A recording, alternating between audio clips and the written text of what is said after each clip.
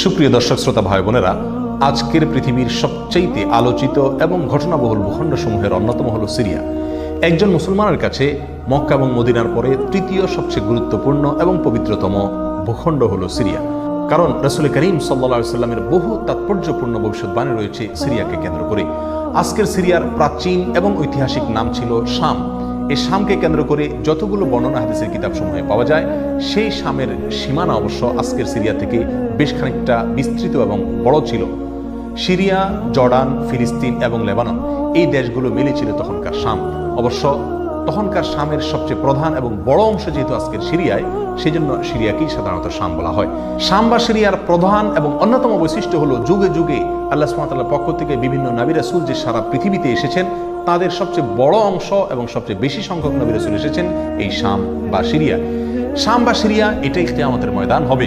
কিয়ামতের দিন লোকেরা এখানেই সমবেত হতে থাকবে। এর বাইরেও শাম বা সিরিয়া প্রসঙ্গে রাসূল করিম সাল্লাল্লাহু আলাইহি সাল্লামের আরো অনেক গুরুত্বপূর্ণ মন্তব্য এবং বক্তব্য রয়েছে। সামান্য কয়েকটি বক্তব্য আজ আপনাদের সম্মুখে আমরা পেশ করতে চাই। তার মধ্যে এক নম্বর হলো সহিহ বুখারীতে বর্ণিত হয়েছে, নবী আলাইহিস সালাম বলেছেন, লা তাযালু তায়ফাতুম মিন উম্মতি মানসুরিন লা ইয়াদুররুহুম মান খাযালাহুম হাত্তা তাকুমাস সাআহ। অর্থাৎ আমার উম্মতের মধ্যে একটা বিশেষ শ্রেণী, বিশেষ কিছু লোক থাকবে, একটা দল থাকবে যারা সত্যের পক্ষে লড়াই করতে থাকবে, আল্লাহর সাহায্য তাদের সঙ্গে থাকবে এবং তারা এই সত্যের পক্ষের লড়াইকে অব্যাহত রাখবে কিয়ামত কায়েম হওয়া পর্যন্ত। তাদেরকে যারা পর্যদস্ত করতে চায়, অপমান করতে চায়, ক্ষতি করতে চায়, তাদের কেউই তাদের কোনো ক্ষতি করতে পারবে না।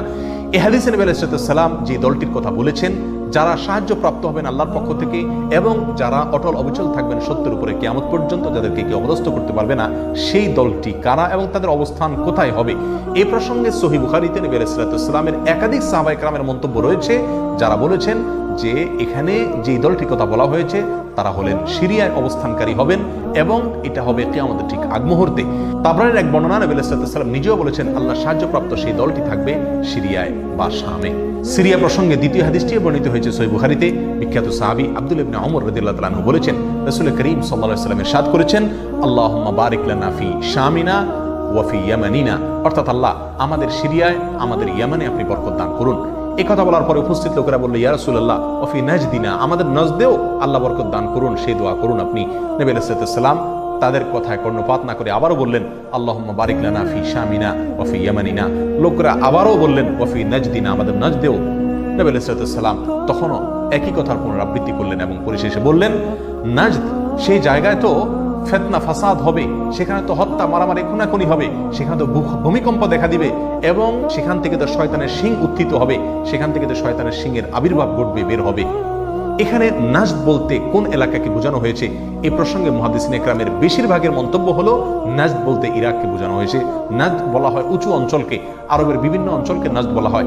হেজাজ এটাকেও নাজদ বলা হয়, যেটা সৌদি আরবের ভেতরে, আর ইরাককেও নাজদ বলা হয়। সহিহ বুখারীর বিশ্ববিখ্যাত ব্যাখ্যাতা আল্লামা কিরমানী রাহিমাহুল্লাহ এবং আল্লামা খাত্তাবী রাহিমাহুল্লাহ এবং আল্লামা ইবনে আব্দুল বার রাহিমাহুল্লাহ সহ অনেক বড় বড় মুহাদ্দিসিন ইকরাম এবং হাদিসবিদগণ মন্তব্য করেছেন যে হাদিসের শেষ অংশে নবী আলাইহিস সালাম যে নজদ প্রসঙ্গে মন্তব্য করেছেন, সেখানে নজদ বলতে ইরাককে বোঝানো হয়েছে। হাদিসের সবচেয়ে বড় সমাহার কানজুল উম্মালে আবু নাঈমে বর্ণিত নবী আলাইহিস সালামের এক হাদিসে পরিষ্কারভাবে নবী আলাইহিস সালাম নিজেই বলে দিয়েছেন এখানে নজদ বলতে ইরাককে বোঝানো হয়েছে। যাই হোক, এই হাদিস থেকে আমরা বুঝতে পারলাম বরকত নবী আলাইহিস সালাম চেয়েছেন আল্লাহর কাছ থেকে এই শাম বা সিরিয়ার জন্য। তাহলে এই শাম বা সিরিয়া এটা গুরুত্বপূর্ণ একটি জায়গা এবং নবী সাল্লাল্লাহু আলাইহি ওয়াসাল্লামের কাছে খুবই প্রিয়, আল্লাহর কাছে খুবই তাৎপর্যপূর্ণ একটি ভূখণ্ড। তৃতীয়ত যে হাদিসটি আমরা এই প্রসঙ্গে পেশ করতে চাই, সেটি বর্ণিত হয়েছে সুনানে আবু দাউদে এবং মুসনাদে আহমদে।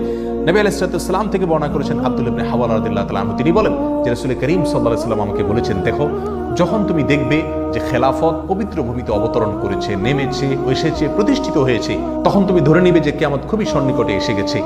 এই হাদিসে নবী আলাইহিস সালাম পবিত্র ভূমিতে যে খেলাফত অবতরণ করলে কিয়ামত নিকটবর্তী এটা বোঝা যাবে বলেছেন।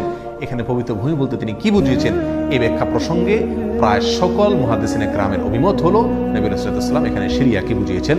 আগে এবং পরের আলোচনাকে পর্যালোচনা করলে সেটাই পরিষ্কার হয়ে যায়।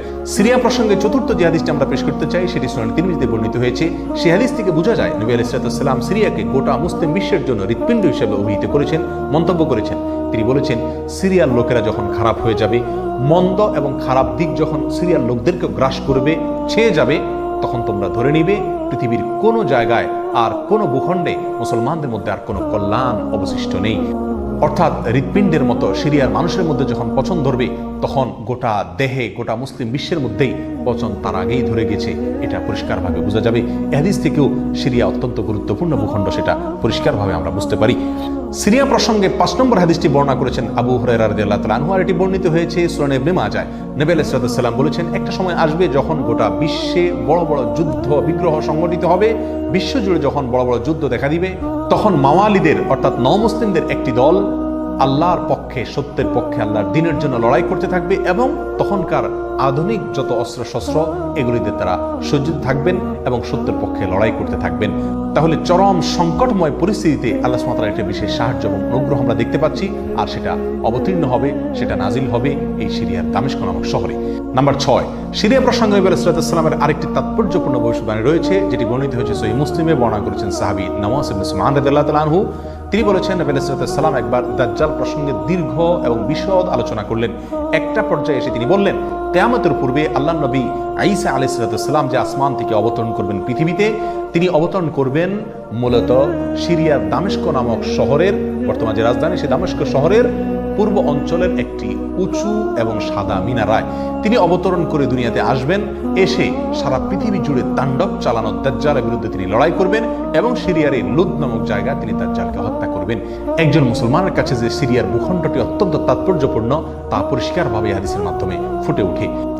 নাম্বার 7, তিরমিজি বর্ণিত এক হাদিসে আসছেন, নবী আলাইহিস সালাম ইরশাদ করেছেন, কিয়ামতের পূর্বে ইয়ামানের হাজরামাউত নামক শহরে সেখানে আগ্নোৎপাত দেখা দিবে, আগ্নেয়গিরি দেখা দিবে এবং সে আগুন মানুষকে ধাওয়া করতে থাকবে। সেই পরিস্থিতি আসলে কিয়ামতের ঠিক পূর্ব মুহূর্তে আমরা কি করব, এই প্রসঙ্গে সাহাবায়ে কেরাম নবী আলাইহিস সালামের কাছে দিক নির্দেশনা চাইলে তিনি বললেন, আলাইকুম বিশাম, তোমরা শাম বা সিরিয়ায় গিয়ে আশ্রয় নিবে। অন্য এক হাদিসে আসছেন, নবী আলাইহিস সালাম বলেছেন, একটা সময় আসবে যখন 3টা জায়গায় একসঙ্গে যুদ্ধ চলবে, সিরিয়ায় এবং ইয়েমেনে এবং ইরাকে। একজন সাহাবী প্রশ্ন করলেন, ইয়া রাসূলুল্লাহ, আমাকে ওই সময় আপনি কোন পক্ষের হয়ে লড়াই করার জন্য নির্দেশ করবেন? নবী আলাইহিস সালাম বলেছেন, তুমি শামের হয়ে অর্থাৎ সিরিয়ার হয়ে তুমি লড়াই করবে, আর যদি সিরিয়া হয়ে লড়াই করার সামর্থ্য তোমার না থাকে তাহলে ইয়ামানের পক্ষ তুমি অবলম্বন করবে। এই হাদিসে একেবারে পরিষ্কারভাবে সিরিয়ার গুরুত্ব এবং তাৎপর্য আমাদের কাছে ফুটিয়ে তুলছে।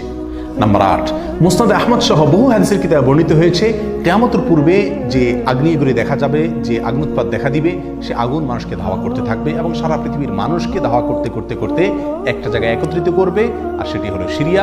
নবী আলাইহিস সালামের ভাষায় আরদুল মাহশারি ওয়াল মানশার, অর্থাৎ সিরিয়াই হবে কিয়ামতের ময়দান। কিয়ামতের সময় সারা পৃথিবী থেকে মানুষ সমবেত হয়ে এই সিরিয়াতেই একত্রিত হতে থাকবে। নাম্বার 9, নবী আলাইহিস সালাম আরেক হাদিসে বলেছেন, মালায়েকাতুল্লাহি বাসিতু আজনিহাতাহুম আলা শাম, আল্লাহর ফেরেশতাগণ সিরিয়ার উপরে তাদের ডানাকে ছেয়ে আছেন অথবা ছেয়ে থাকবেন। এই হাদিস থেকেও শাম বা সিরিয়ার গুরুত্ব করে পরিষ্কারভাবে ফুটে ওঠে। নাম্বার 10, এক হাদিসে আসছেন, নবী আলাইহিস সালাম তার এক স্বপ্নের বিবরণ দিতে গিয়ে বলছেন যে, আমি একবার শুয়েছিলাম, দেখলাম আমার মাথার নিচ থেকে আল্লাহর কিতাবকে ছিনিয়ে নিয়ে যাওয়া হলো এবং সেটাকে যখন নিয়ে যাওয়া হচ্ছে আমি তাকিয়ে থাকলাম কোথায় নিয়ে যাওয়া হচ্ছে। দেখলাম যে একটা আলোক রশ্মি চলে যাচ্ছে এবং যেতে যেতে সিরিয়ার ভূমি পর্যন্ত সেটা চলে গেল এবং সেখানে গিয়ে অবতরণ করলো। এরপর নবী আলাইহিস সালাম বললেন, আলা ইন্নাল ঈমানা ইযা ওয়াকাআতিল ফিতানু বিশাম, অর্থাৎ যখন সারা পৃথিবীতে ফিতনা ফাসাদ ছেয়ে যাবে তখন ঈমানের ঠিকানা হবে সিরিয়ায়, আর ঈমানদারদের আশ্রয়স্থল হবে, শেষ ভরসা হবে সিরিয়া। সম্মানিত ভাই বন্ধুগণ, এই হাদিসগুলো থেকে পরিষ্কারভাবে ফুটে উঠলো যে মক্কা মদিনার চাইতেও ঘটনাবহুল হবে কিয়ামতের পূর্ব মুহূর্তে শাম বা সিরিয়া নামক ভূখণ্ড। আর সেই শাম এবং সিরিয়াতে আজকে জুলুমের স্টিম রোলার চলছে। সারা পৃথিবীর সবচাইতে বড় কসাইখানায় পরিণত হয়েছে শাম বা সিরিয়া। এখানকার নিরীহ নারী, পুরুষ, শিশু, সাধারণ মানুষ আজ তাদের রক্ত সম্পূর্ণ হালাল মনে করা হচ্ছে। ত্রিমুখী বা চতুর্মুখী লড়াইয়ে আজ সেখানকার মানুষ বলির পাঁঠা হয়ে গেছে। সারা পৃথিবীর সবচেয়ে বড় কসাইখানায় পরিণত হয়েছে। সেখানকার নারী, পুরুষ, সাধারণ মানুষ সকলের আর্তনাদে আকাশ বাতাস ভারী হয়ে উঠছে। জালেম অত্যাচারীদের জুলুমে সেখানে রক্তের গঙ্গা, রক্তের বন্যা আজকে বয়ে চলেছে। আল্লাহ সুবহানাহু ওয়া তাআলা আমাদেরকে ক্ষমা করুন। আমাদের অক্ষমতা, আমাদের অপারগতা, আমাদের অলসতা, আমাদের উদাসীনতা, আমাদের দায়িত্বহীনতা এর জন্য না জানো আল্লাহর গজব আমাদের উপরে, আল্লাহর আযাব না যেন আমাদের উপরে নাজিল হয়। আজ সারা বিশ্ব বিবেক নীরব হয়ে আছে, মুসলিম বিশ্ব পর্যন্ত নীরব দর্শকের ভূমিকা পালন করছে। আপনার আমার মতো সাধারণ মানুষ আজকের বিশ্ব ব্যবস্থা আমাদের হাত পাকে একরকম বেঁধে রেখেছে, আমরা তাদের পাশেও দাঁড়াতে পারছি না। অতএব কমপক্ষে আল্লাহর কাছে দোয়া করি, আল্লাহ আমাদের অক্ষমতাকে ক্ষমা করুন, আল্লাহ তাদের সাহায্য করুন, তাদের সহযোগিতা করুন। জালেমদের কালো হাতগুলোকে আল্লাহ সুবহানাহু ওয়া তাআলা ভেঙে চুরে চুরমার করে দিন। প্রিয় বন্ধুগণ, নিরাশ হবার কোনো কারণ নেই।